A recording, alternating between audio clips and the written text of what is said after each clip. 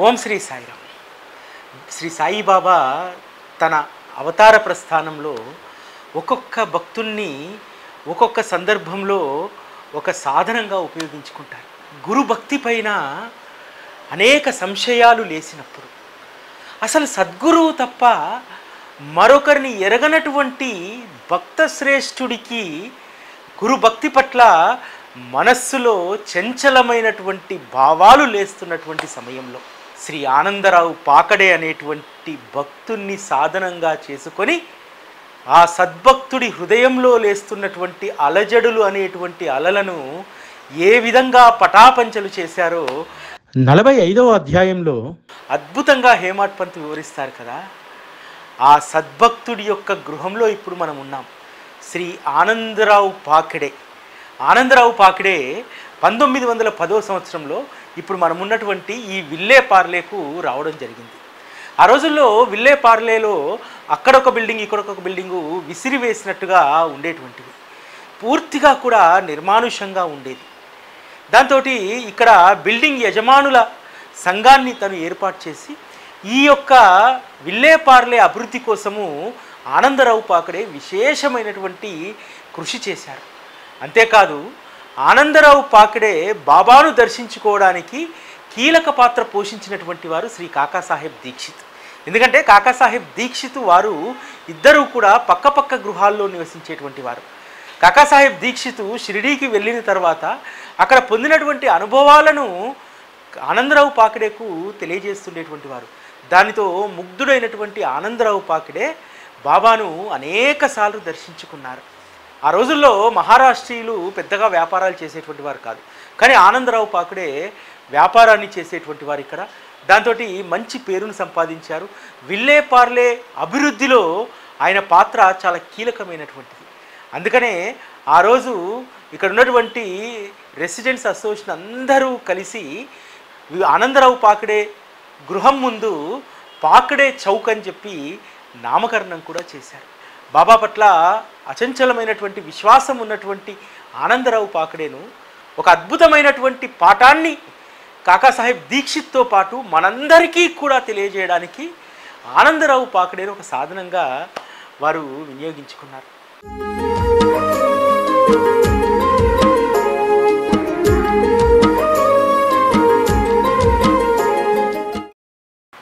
వీరే శ్రీ ఆనందరావు పాకడే. శ్రీ సాయి సచ్చరితలో వీరి ప్రస్థానం అత్యంత కీలకమైనటువంటిది.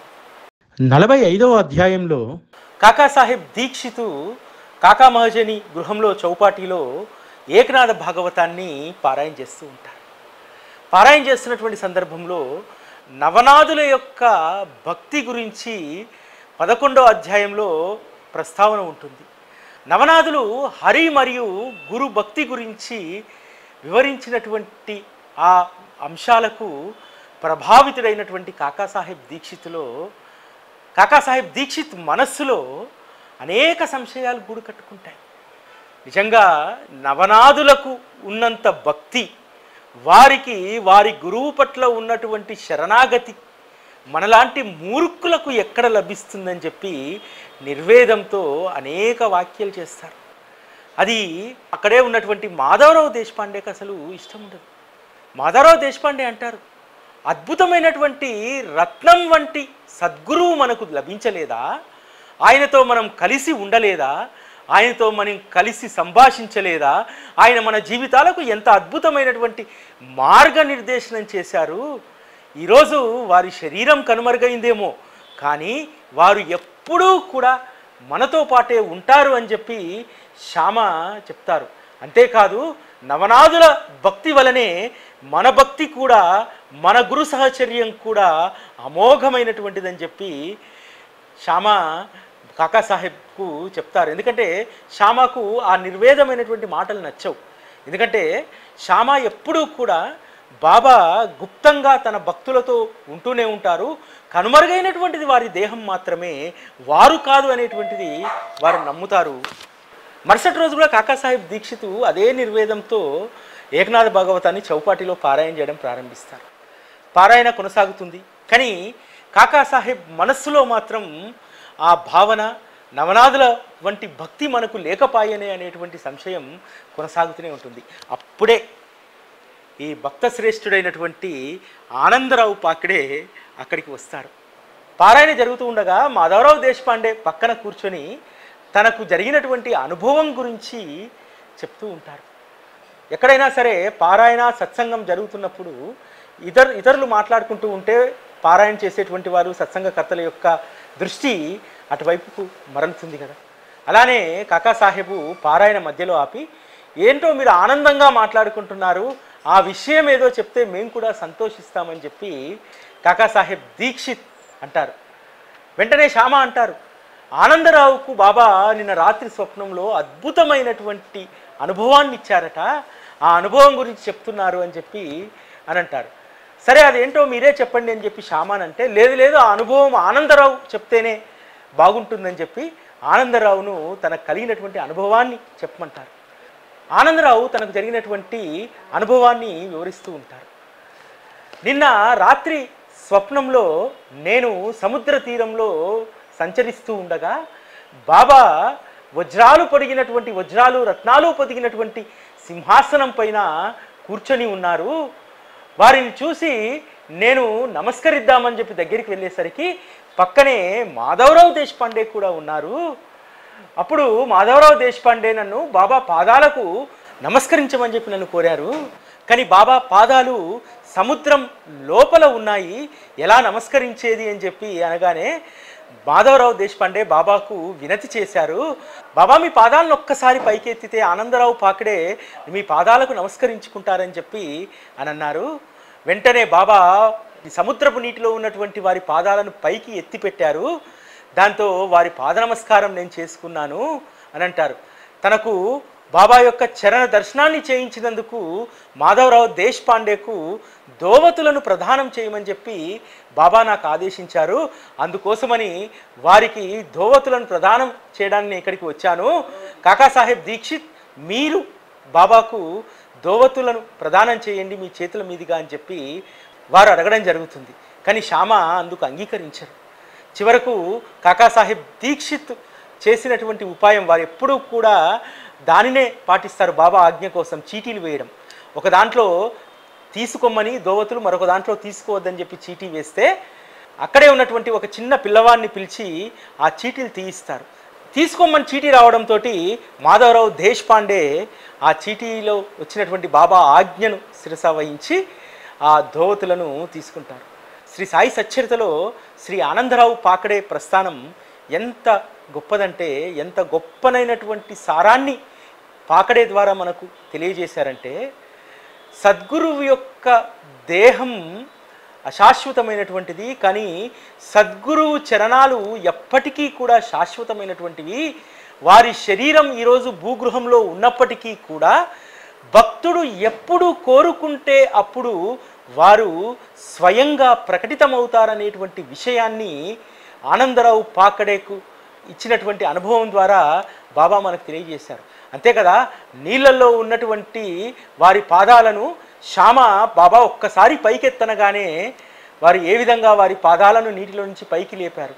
అదేవిధంగా ఏ సద్భక్తుడైనా సరే బాబా నీ అనుభవం కావాలి, నీ యొక్క సజీవమైనటువంటి స్పర్శ నాకు తగిలేలాగా అనుభవాన్ని ఇవ్వు అన్నప్పుడు ఖచ్చితంగా ఏదో ఒక రూపంలో బాబా ఆ అనుభవాలను ఇస్తూనే ఉంటారు. ఆనందరావు పాకడే ప్రస్థానం నిజంగా శ్రీ సాయి సచ్చరితలో మహాద్భుతమైనటువంటిది. ఇక్కడ మనం ఆనందరావు పాకడే గృహంలో ఉన్నాము. ఆనందరావు పాకడే జీవితానికి సంబంధించినటువంటి మరిన్ని విశేషాలను ఇక్కడ ఉన్నటువంటి వారి కుటుంబ సభ్యులను అడిగి తెలుసుకుందాం.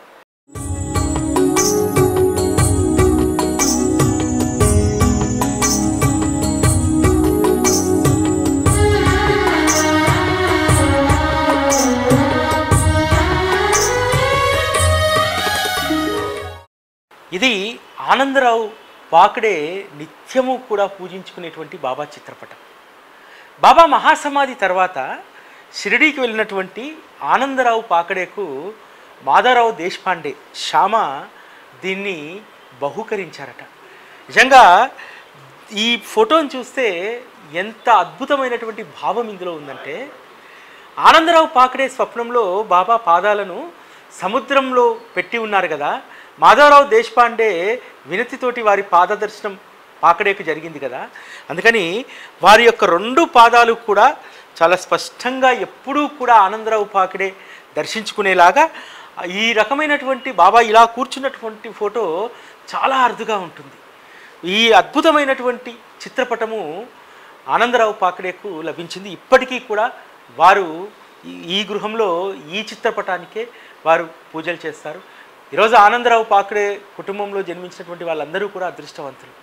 ఆనందరావు పాకడే యొక్క కుమార్తెను కాకాసాహెబ్ దీక్షిత్ యొక్క మనవడైనటువంటి అనిల్ దీక్షిత్కి ఇచ్చారు. ఇట్లా బాబా భక్తుల మధ్య ఉన్నటువంటి అనుబంధానికి ఆనందరావు పాకడే కుటుంబం ఒక నిదర్శనం.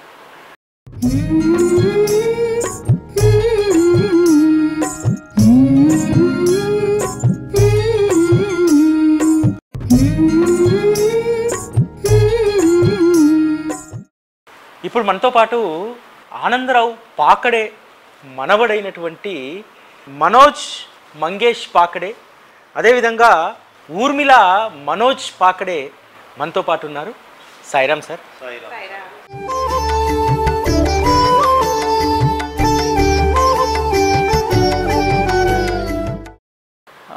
काका साहेब दीक्षित और आनंदराव पाखाड़े अच्छे दोस्त थे, तो उनके माध्यम से वो साई को मिले और फिर वो साई भक्ति वैसे वो हो गई।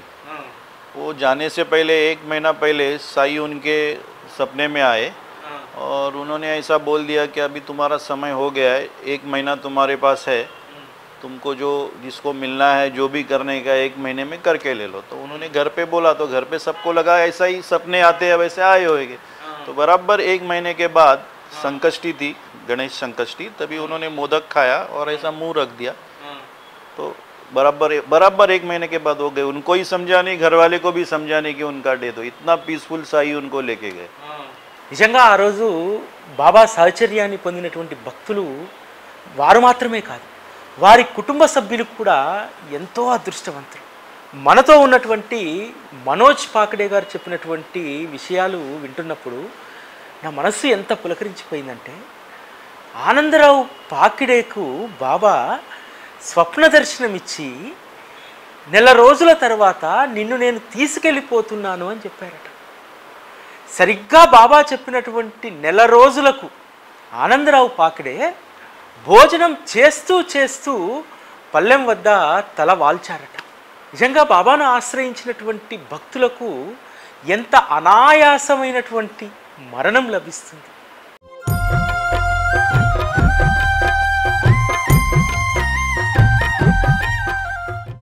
जब भी फादर थे तभी हर दिसंबर में हम लोग शिरडी जाया करते थे, लेकिन बाद में जैसा जैसा उनका उम्र हो गया तो फिर जाना बंद हो गया। फिर लेकिन मैं और ये तो हम लोग एवरी ईयर जाते ही है। मेरी मदर इन लॉ इसमें साई भक्त बहुत ज़्यादा थी, पर उनका कर्करोग से अर्ली देहांत हो गया। बट जब तक वो थी वो साई चरित्र ज़रूर पढ़ती थी। यानी कि कैसे साई बाबा भी चुन के घर की बहू भी ऐसे लाता है ना कि वो भी साई भक्ति है। तो मेरी लाइक सासू माँ भी बहुत साई भक्ति, और वैसे ही मेरा और इनका भी है, ये साई भक्त है तो मैं भी साई भक्त हूँ। तो साई ही चुन के लाते हैं घर में, जो लाते हैं वो। और इनकी छोटी बहन है सीमा प्रभु, वो भी काका साहेब दीक्षित के फैमिली में ही मैरी करके गई है। हाँ, तो ऐसे कोइंसिडेंस देखा तो सब लोग जुड़े हुए हैं। तो और हमारे लिए साई तो माँ बाप भाई बहन सब कुछ हमारे लिए साई है, और वो हमें कभी खाली हाथ नहीं रखते। और एक ही मेरी दुआ है साई बाबा से कि हम लोगों को कभी घमंड ना दे। बस मेरे बच्चों को, मुझे, मेरे हस्बैंड को वो ज़मीन पे ही रखे, क्योंकि आजकल होता है ना कि थोड़ा फेम आया, थोड़ा पैसे आए तो दिमाग में थोड़ा होता है। साई बस इतनी कृपा रखे हमारे ऊपर कि हम लोगों के दिमाग में कुछ भी ना जाए, बस खाली साई नाम, दूसरा कुछ नहीं। तो मेरे फादर इन लॉ यानी कि आनंदराव पाखाड़े के सन, तो वो कैसे हुआ, वो तो इन द मॉर्निंग मेरा बेटा शिरडी जाने के लिए निकला, तो थोड़ा उनका तबीयत ऐसे ही ऊपर नीचे था। तो मेरे बेटे ने उनको पूछा कि बाबा मैं जाऊँ ना शिरडी के लिए, आप ठीक हो ना? बोलते नहीं नहीं अभी साई लीला में इनके वो आनंद राव पाखाड़े और आज जी का वो आया था, वो प्रिंट आउट दे के बोले आप वहाँ पे जाना, उनको बोलना कि हम लोगों के लिए कुछ ऐसा पास दे कि हम लोग उनके फैमिली के हैं करके। और थोड़ी उनकी तबीयत ज़्यादा ख़राब हो गई तो हम लोगों ने उनको 6 बजे अस्पताल में एडमिट किया।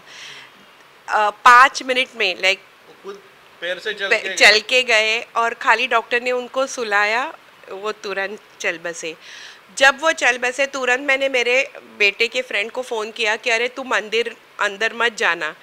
पर ऐसे है ना कि जब मेरे ससुर की डेथ हुई मेरा बेटा साईं बाबा के समाधि पे ही माथा टेक रहा था। तो जैसे कि हम लोग के हाँ वैसे ही मेरे फादर इन लॉ गए, हमको समझा। ఆనందరావు పాకడే కుమారుడైనటువంటి మంగేష్ పాకడే కూడా బాబా పట్ల అమితమైనటువంటి భక్తి విశ్వాసాలు కలిగినటువంటి వారు. వారి మరణానికి సంబంధించినటువంటి విషయం మీరు చెప్తుంటే ఎంత ఆశ్చర్యం వేసిందంటే, వారికి చిన్నగా ఛాతిలో నొప్పి కలగడంతో హాస్పిటల్కి తీసుకెళ్దామని చెప్పి హాస్పిటల్కి తీసుకెళ్తే హాస్పిటల్ దగ్గర దిగిన తర్వాత కూడా లేదు లేదు నాకు స్ట్రక్చర్ వద్దు, నేను వీల్చైర్ పైన వెళ్తానని చెప్పి వీల్చైర్ పైన వెళ్ళి తర్వాత డాక్టర్ వద్దకు తానే స్వయంగా నడుచుకుంటూ వెళ్ళారట. వెళ్తే డాక్టరు చూసి ఏం కాదు అంత బాగానే ఉంది అని చెప్పి అని అన్నారు. కానీ డాక్టర్తో మాట్లాడుతూ వారు తల వాల్చడంతో అక్కడికక్కడే వారు మరణించారు. ఇక్కడ మంగేష్ పాకడే గారు వారు తుది శ్వాస వదిలినటువంటి సమయంలో అదే రోజు వారి యొక్క మనవడు షిరిడీలో బాబా దర్శనం కోసం వెళ్ళారు. ఇక్కడి నుంచి వారి కోడలు ఫోన్ చేసి వాళ్ళ అబ్బాయిని దర్శనానికి వెళ్ళొద్దని చెప్పి వాళ్ళ ఫ్రెండ్కి చెప్తే ఆల్రెడీ ఇప్పుడు సమాధి మందిరంలోనే బాబా సమాధి మందిరం దగ్గరే ఉన్నాడు, సమాధి దర్శనం అయ్యుంటుంది ఈ సమయంలోనే అని చెప్పి వాళ్ళ మిత్రుడు తెలియజేయడంతో ఇక్కడ మంగేష్ పాకడే మరణం ఇక్కడ జరగడం, అదే సమయంలో సమాధి మందిరంలో వారి మనవడు అక్కడ ఉండడం, నిజంగా వారి మాటలను ఉర్మిళా పాకడే గారు ఎంత అద్భుతంగా చెప్పారంటే, బాబాను మీరు ఎప్పుడూ కూడా ఒకటే కోరుకుంటాం, బాబా ఎప్పుడూ కూడా మాకు అహంకారాన్ని దరిచేరనీయకు, ఎప్పుడూ మా పాదాలు నేలపైన ఉండేలాగా మాత్రమే అనుగ్రహించు అని చెప్పి ఎప్పుడూ మేము వేడుకుంటామని చెప్పి వారు చెప్పడం జరిగింది. అంతేకాదు తమకు సర్వస్వము శ్రీ సాయిబాబానే, సాయిబాబాయే మాతా పిత తనకు స్నేహితుడు అందరూ ఎవరైనా సరే బాబాగానే నేను భావిస్తాను, ఆయనలోనే నేను అందరినీ చూసుకుంటానని చెప్పారు.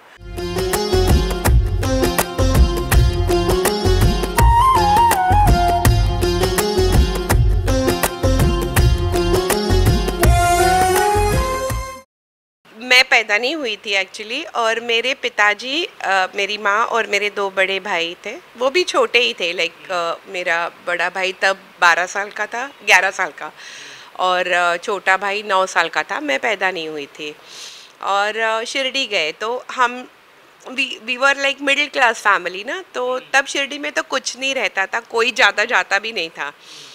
तो ना एक बड़ा केसर का पेड़ा था बट वो महंगा था। तो मेरे डैडी एयर इंडिया में थे, तो एक ही आदमी अगर सर्विस करता है तो फिर हाँ, तो उन्होंने कैसे बोला कि नहीं ये महंगा है, हम लोग दूसरे पेड़े लेते हैं।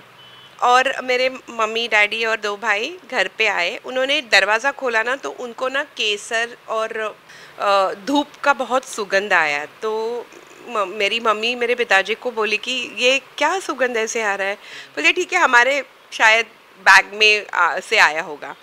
फिर मम्मी किचन में गई सबको पानी देने के लिए, देखा तो किचन के कैबिनेट में एक छोटा कटोरी था, तो वहाँ से और वो प्रोमिनेंटली बास आ रहा था। मम्मी ने कटोरा खोला तो वही पेड़ा वहाँ पे था, और मम्मी पिताजी से झगड़ा कर रही है कि क्या ये आपने लिया क्या, ये पेड़ा आपने लिया तो बोला क्यों नहीं। पिताजी बोले मैंने नहीं लिया।